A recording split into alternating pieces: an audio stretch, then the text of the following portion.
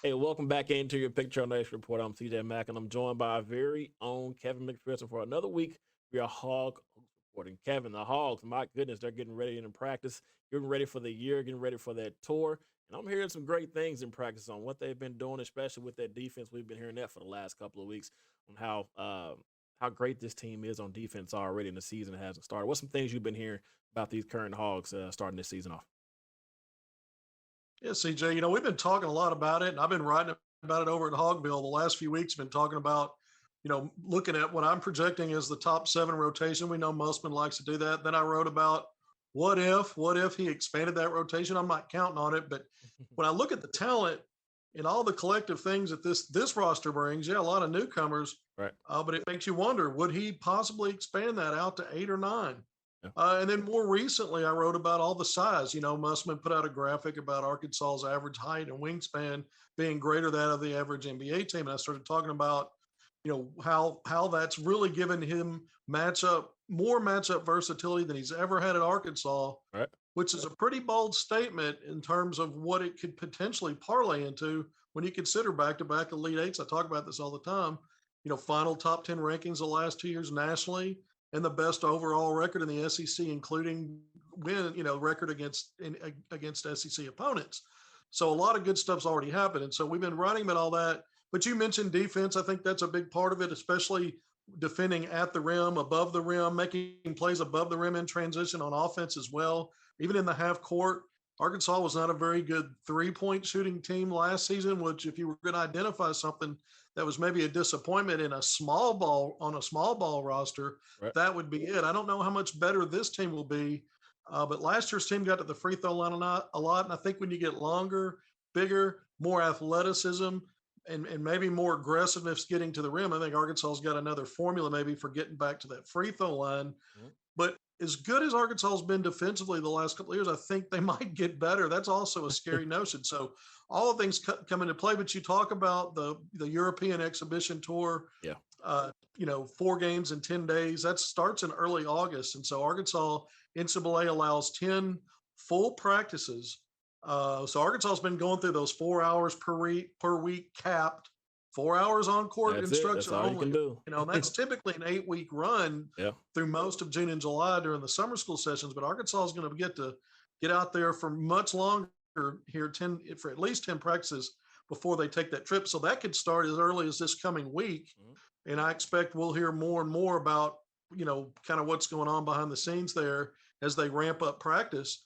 But I think when you have 11 newcomers, obviously, CJ, you want those extra practices Yep. and you want those games against opposition. And I think it also helps. This is interesting. We're talking about rotations. We're talking about defense. We're talking about Yeah. figuring all that out.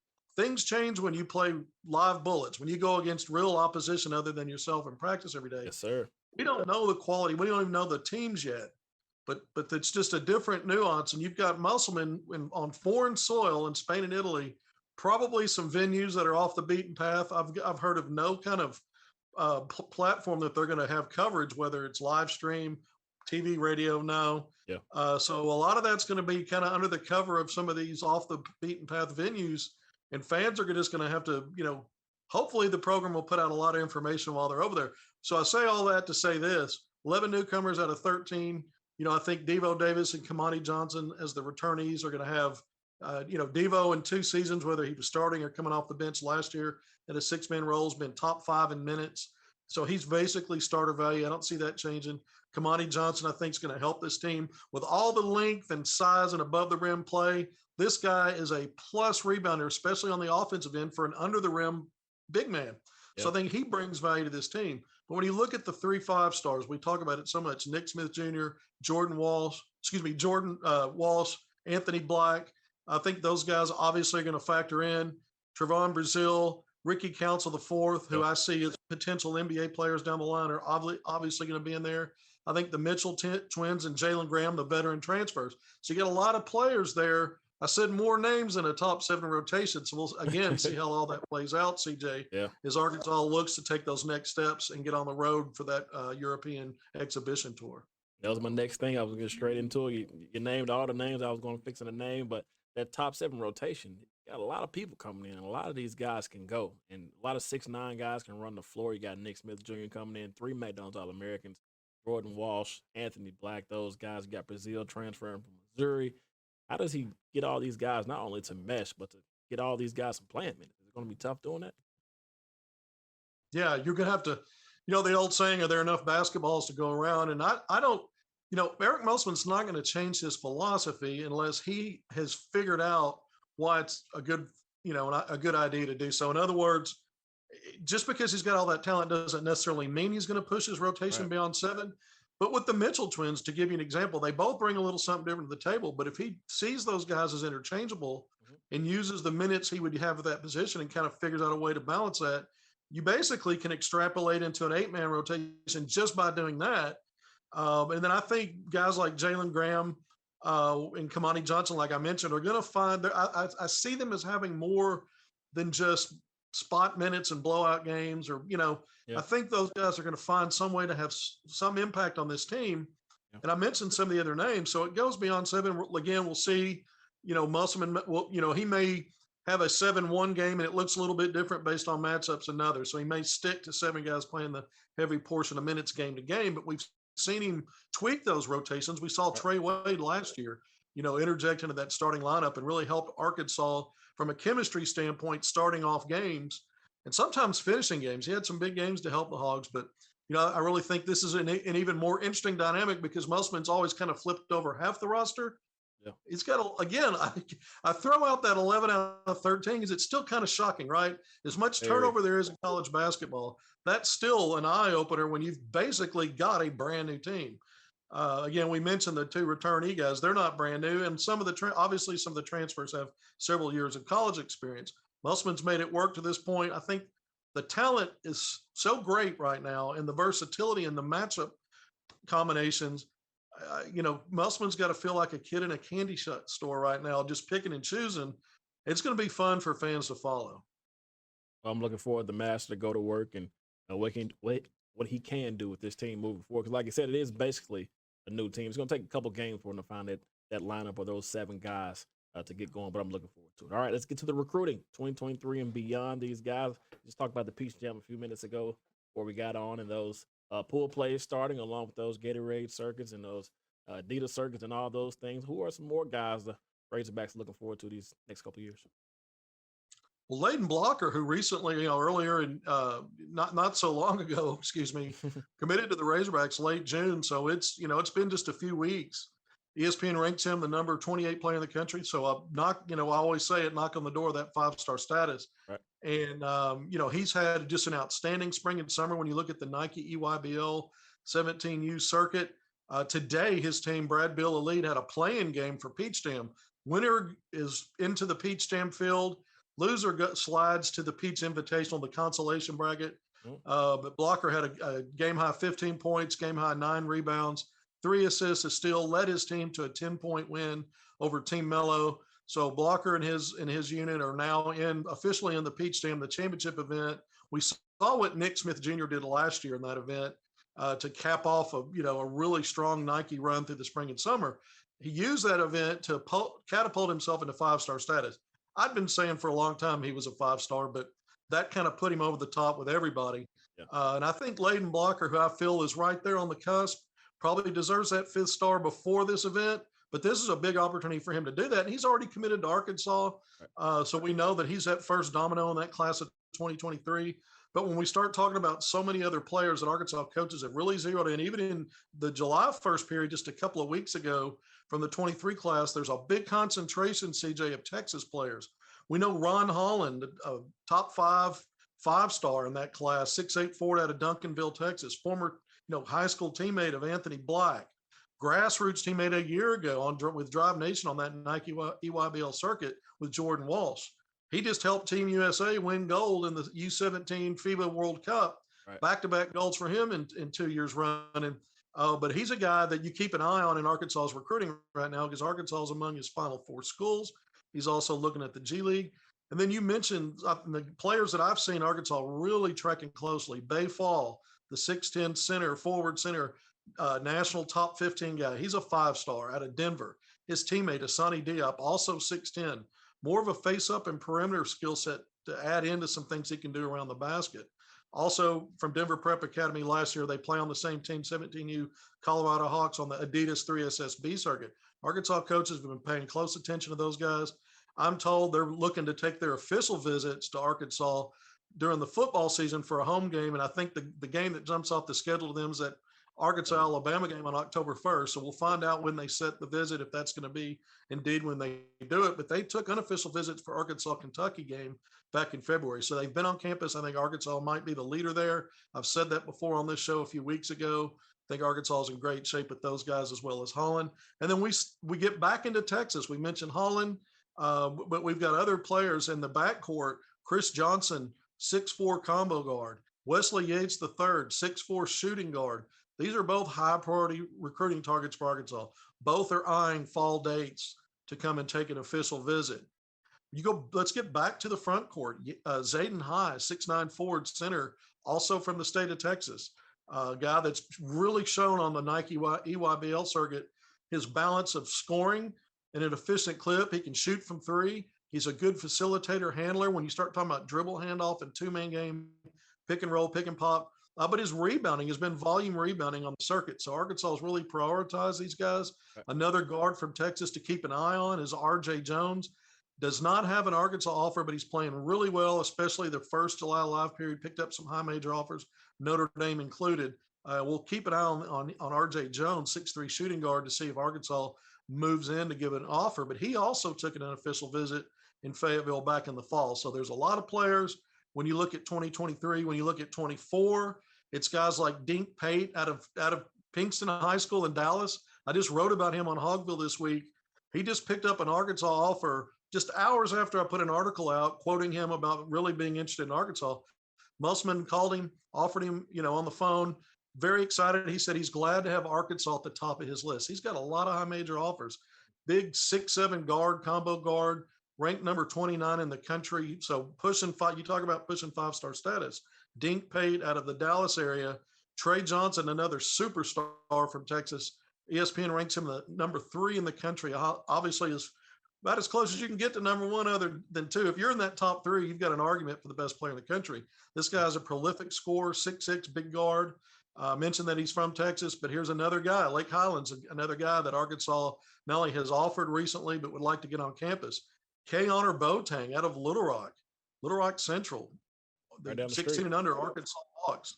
He's had an Arkansas offer for a while, recently took an unofficial visit, attended practice, as did his 16 and under Arkansas Hawks teammate and the first class of 2025 player, in-state guy that Arkansas offered a scholarship to, Terrion Burgess, 6'8", pushing 6'9" wing.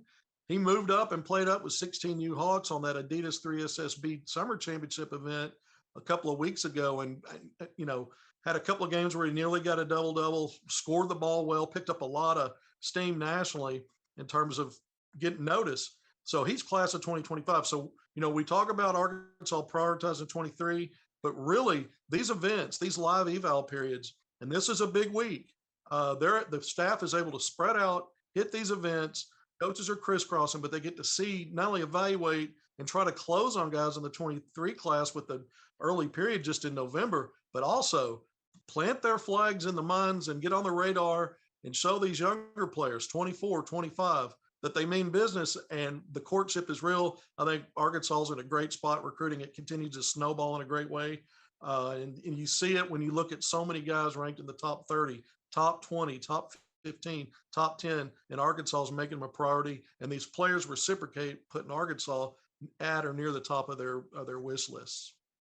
Hey, Texas coming in hot for the Arkansas recruiting. I love to see it, and you love to see somebody from Little Rock just down the street from Fayetteville getting recruited by the Hogs. I'm looking forward to that. And speaking of the Hogs, let's get to the Pro Hogs and back to Eric Musman, who's on a little road trip to Las Vegas right now, who's supporting some of those former Hogs like J.D. Note, Jalen Williams, Moses Moody, who has been having himself a field day out there in the NBA Summer League. I think I almost averaging 28 points a game.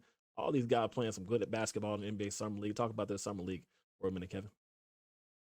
Well, you mentioned Moses Moody, 27.5 points a game. That leads everybody in the Las Vegas Summer League. Sir. There's a game tonight for Golden State to close out Summer League play. My thought process is maybe they've shut him down. He didn't play in the previous game. We'll see. Right. But if he sits tight, nobody passes him up today on the final day of play, he'll finish as the leader in Las Vegas Summer League scoring. And look, 27.5 points is nothing to sneeze at. 4 rebounds, 2 assists, 1.5 blocks, 1.5 steals. So he did a little bit of everything Solid. in his opportunities. Had the high water scoring mark in a single game, 34 points early on in Summer League play here in Vegas.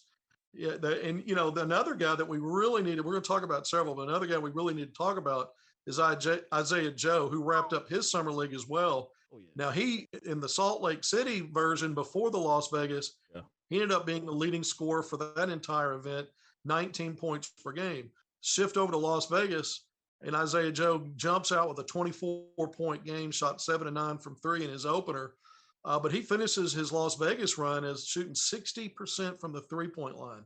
Wow. And we're talking about a guy that gets up a volume of shots at that rim from 3. We know that. So the efficiency number is not misleading there. But Joe finishes his run in Salt Lake, or when you combine Salt Lake and Las Vegas, 15.8 points per game. The total combined efficiency from 3 was right close to 53%. Right. Shot over 49% overall from the field. But another guy who was taking charges, making plays on the defensive end, putting up numbers, rebounding, assists. He did a really good job of handling the ball, facilitating for others. Isaiah Joe, I thought, had an outstanding, both of these guys, if you really look at what they did, I thought played at a really high level in Summer League and have a great case for being in that conversation for being, sort of an all Summer League type performances. Yeah. And then we start looking at other pro Hogs, Jalen Williams. I expect he'll play tonight in Oklahoma City Thunder's final game. He started to score the ball a little bit better, started off kind of rough offensively, but did everything else that we saw him do at Arkansas, all those 50-50 plays, whether it's hustling for an offensive rebound, diving to the floor, right, saving a possession with a tip to a teammate that turns into an assist, and making some elite level passes, stuff that translates to the NBA level on the big stage, not just Summer League, but once you take that next step in the real thing. I think his passing out high, playing in those 2-man games away from the basket is going to be elite level stuff on the NBA. He's got a mindset as a passer that's superior to a lot of guards that play in the NBA. They're sort of one track, figure out how I can get my own points. Yeah. Jalen Williams does things to help his team win, but he started scoring the ball a little bit better, CJ, in these last couple of games. I think Jalen Williams has had an outstanding, when I look at it, yep, if I was grading things, I'd give Moody and Isaiah Joe no brainer. They get A scores.